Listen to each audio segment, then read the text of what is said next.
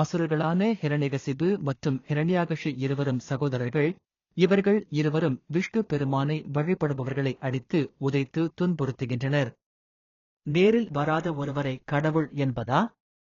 அந்த விஷ்ணுவை கண்டுபிடித்து அழிப்பேன் என சபதமெடுக்கிறார் ஹிரண்யாக்ஷன்.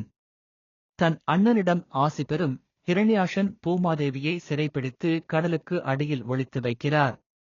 இதனால் பிரம்மதேவரிடம் தேவர்கள் மன்றாட, அவர் விஷ்ணுவிடம் சென்று முறையிட, விஷ்ணுவோ வராகி அவதாரம் எடுத்து பூமியில் தோன்றி ஹிரண்யாக்ஷனுடன் சண்டையிட்டு அவரை கொன்று பூமாதேவியை மீட்கிறார்.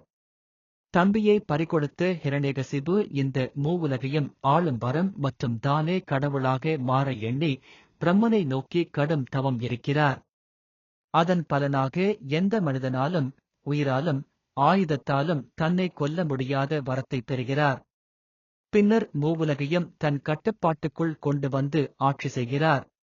இதனால் தேவர்கள் கடும் துன்பத்திற்கு உள்ளாக மீண்டும் விஷ்ணுவிடம் சென்று முறையிடுகிறார்கள்.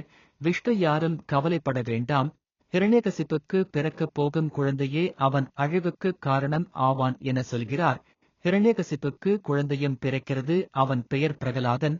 ஆனால் ஹிரண்யகசிப்புக்கு பிறந்த மகன் பிரகலாதனோ எந்நேரமும் விஷ்ணுவின் துதி பாடுகிறார். இதனால் கோப அடைந்த ஹிரண்யகசிபு தன் மகனுக்கு பல துன்பங்களை தருகிறார். பிரகலாதனோ எப்படியாவது விஷ்ணுவை காண துடிக்கிறான். அவன் பக்தியை கண்ட விஷ்ணு அவனை எல்லா துன்பத்தில் இருந்து காப்பாற்றுகிறார். அசுர குலத்தைச் சேர்ந்த சிறுவன் பிரகலாதன் விஷ்ணுவை நேரில் பார்த்தாரா? ஹிரண்யகசிபுவின் கொடுங்கோல் ஆட்சிக்கு முடிவு எப்படி வந்தது என்பதே மீதி கதை.